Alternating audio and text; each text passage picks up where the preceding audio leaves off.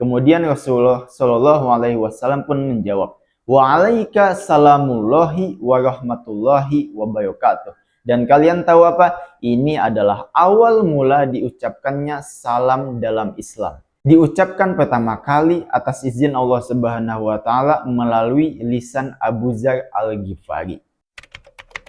Kalian semua pasti pernah dengar orang yang namanya Abu Dzar Al-Ghifari.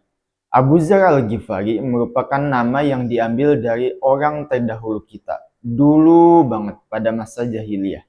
Abu Dzar Al-Ghifari merupakan seorang pemuda dengan karakter yang kuat, kepribadian yang tangguh, dan wawasan yang luas.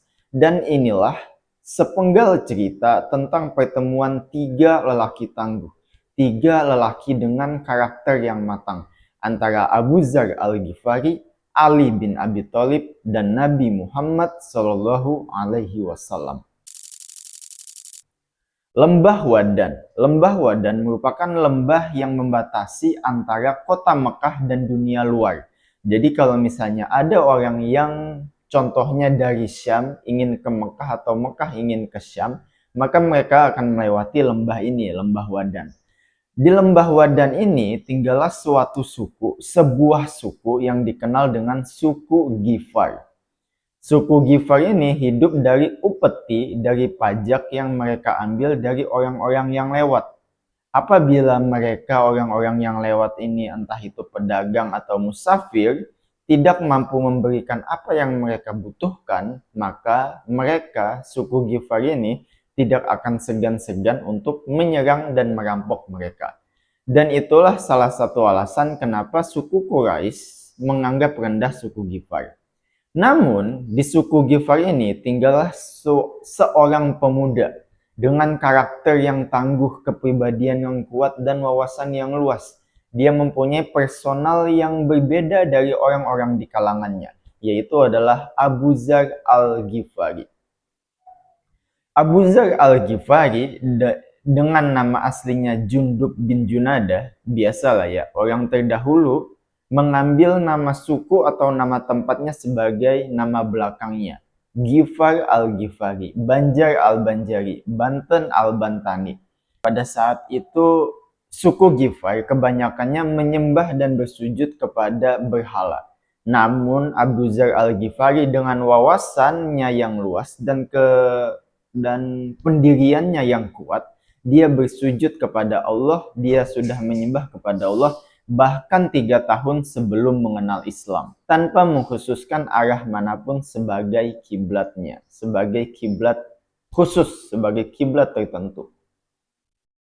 Sampailah suatu saat di padang pasir Lembah Wadan, datang seorang laki-laki dari Mekah, menyampaikan suatu kabar berita kepada Abu Dzar Al-Ghifari.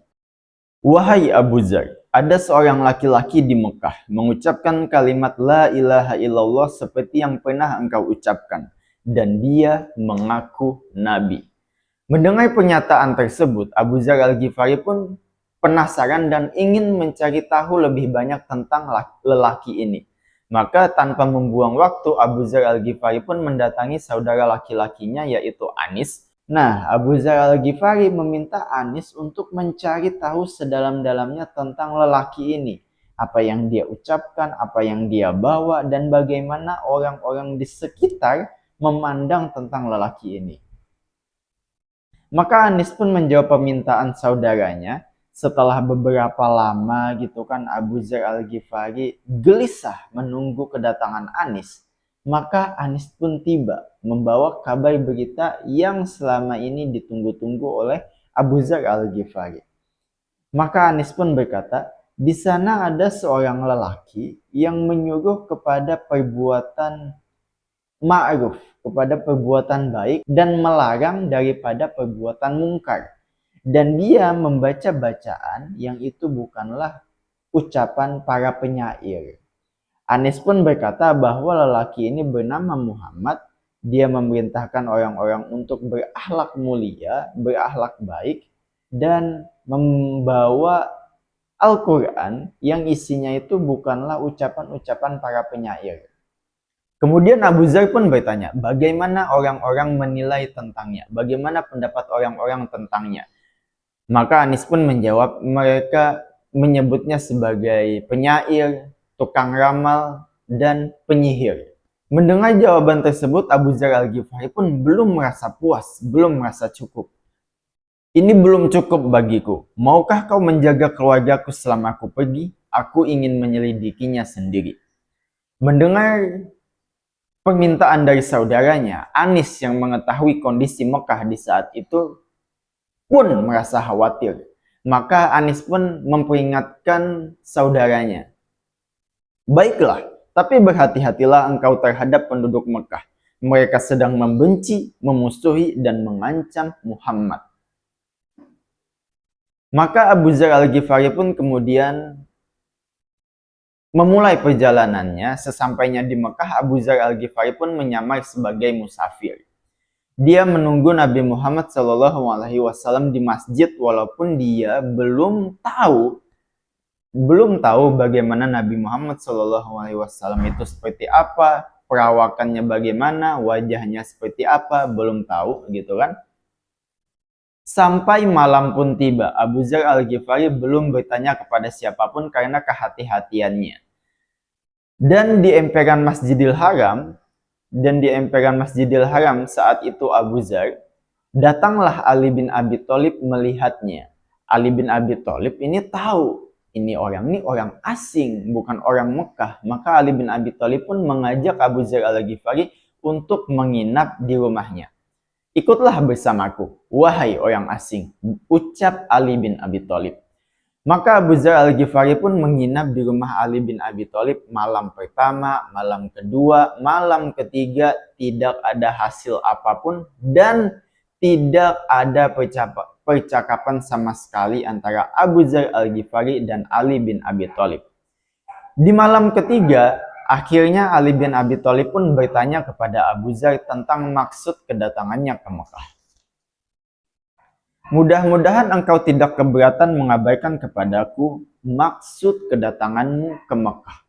Mendengar pertanyaan Ali bin Abi Thalib, Abu Dzar Al-Ghifari dengan kehati-hatiannya pun berkata, apabila engkau berjanji sungguh-sungguh akan menunjukkan aku akan mengatakannya kepadamu. Kemudian Ali bin Abi Thalib pun menyanggupi permintaan Abu Dzar. Kemudian Abu Dzar pun memberitahukan maksud kedatangannya. Aku datang ke sini dari jauh. Aku sengaja hendak bertemu dengan Nabi Muhammad dan ingin mendengar apa yang dikatakannya, ujar Abu Dzar.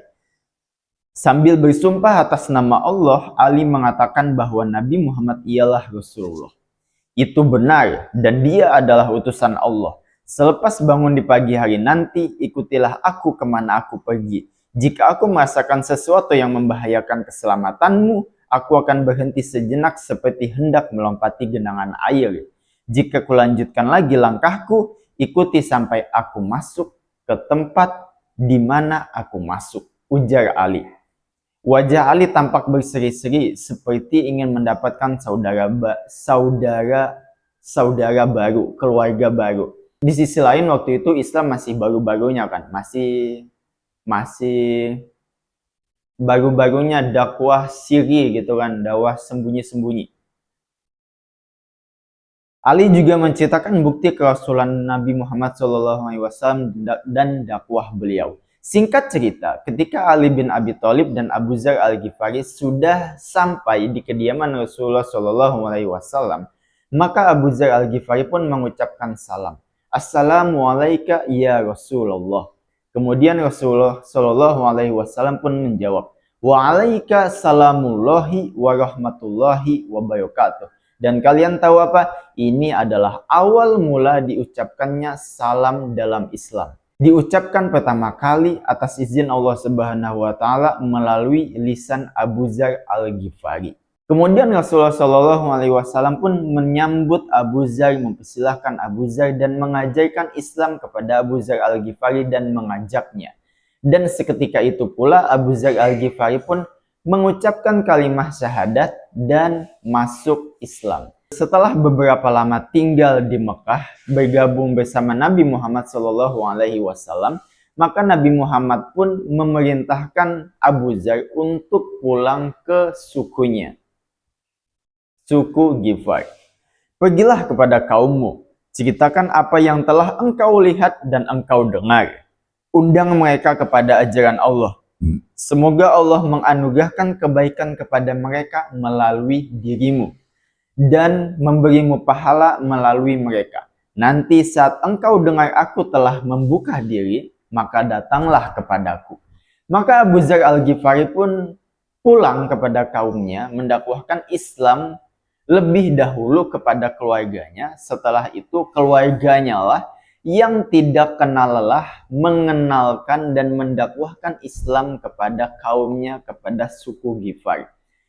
Dan karena ini juga banyak dari orang-orang Ghifar masuk Islam, sampai bahkan didirikan sholat berjamaah di antara mereka. Sebenarnya cerita ini biasa saja, tidak ada yang benar-benar spesial kecuali dari sejarah awal mula diucapkannya salam. Namun ada beberapa poin, ada beberapa hal yang membuat gua benar-benar tertarik, yang membuat gua merasa bahwa cerita ini itu benar-benar spesial. Yang pertama adalah sikap berbeda Abu Dzar Al-Ghifari daripada kaumnya. Pada saat itu kaumnya semuanya kebanyakan menyembah dan bersujud kepada berhala. Namun Abu Dzar Al-Ghifari memilih jalan yang berbeda. Abu Dzar Al-Ghifari 3 tahun sebelum mengenal Islam, sebelum mengenal Nabi Muhammad SAW, sudah bersujud kepada Allah Subhanahu wa Ta'ala. Tentunya hal ini tidak lain disebabkan oleh karena wawasannya yang luas, pengetahuannya yang dalam, ilmunya yang memumpuni, yang banyak. Namun, percayalah Pak, percayalah, tidak semua orang pintar berani mengambil tindakan atas ilmunya seperti apa yang telah dilakukan oleh Abu Dzar. Dan kalian bisa melihat hal ini di sekitar kita sendiri. Banyak orang pintar di sekitar kita namun pengecut, namun pecundang, tidak berani mengambil tindakan yang mereka anggap benar. Padahal hal itu diasasi oleh ilmu yang kuat, namun mereka tidak berani. Habis itu yang kedua adalah sikap Ali bin Abi Thalib dalam menyambut Abu Dzar Al-Ghifari di rumahnya. Malam pertama, malam kedua, dan akhirnya di malam ketiga Ali bin Abi Thalib baru bertanya tentang maksud kedatangan Abu Dzar Al-Ghifari. Apanya yang bagus? Apanya yang spesial? Kalau misalnya bagus, seharusnya Ali bin Abi Thalib bertanya di malam pertama. Di sini poinnya.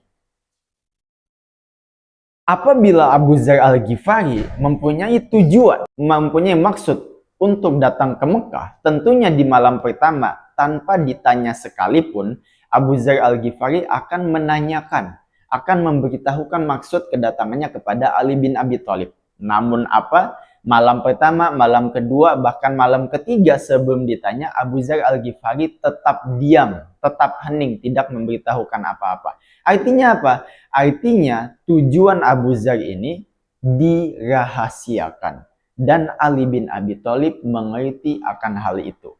Dan sungguh, hal ini tidak akan terlahir kecuali karena ketajaman mata Ali bin Abi Thalib dan kecerdasannya dalam memahami kondisi sekitar, dalam memahami orang-orang di sekitarnya. Habis itu yang ketiga adalah awal mula diucapkannya salam. Awal mula diucapkannya salam oleh Abu Dzar Al-Ghifari kepada Rasulullah SAW. Salam ini mekar di lisan Abu Dzar Al-Ghifari. Itu tidak akan mekar kecuali karena dua orang berwibawa bertemu. Antara Abu Dzar Al-Ghifari yang berkarakter kuat dan Nabi Muhammad SAW yang berwibawa tinggi.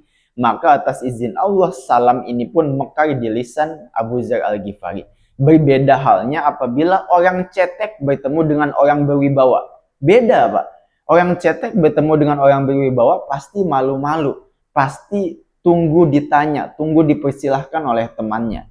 Begitu juga sebaliknya. Apabila orang berwibawa bertemu orang cetek, pasti cuma disenyumin aja, cuma disapa saja, cuma basa-basi sekedarnya. Namun ini pertemuan dua insan orang yang berkepribadian tangguh, orang yang berwibawa kuat antara Abu Dzar Al-Ghifari dan Nabi Muhammad SAW. Dan dengan cara Abu Dzar Al-Ghifari menghargai Nabi Muhammad SAW, maka mekarlah ucapan salam. Assalamualaikum ya Rasulullah. Di sisi lain, gua secara pribadi menyukai cerita orang yang berkepribadian dan berkarakter yang kuat. Karena orang yang berkarakter matang itu bagi gua nyaman untuk dilihat, enak untuk didengar, namun kuat untuk dihadapi sebagai musuh. Sulit untuk dihadapi sebagai musuh. Tapi sebaliknya, nyaman, bahagia, tenang, adem untuk dihadapi sebagai kawan, sebagai saudara, sebagai keluarga.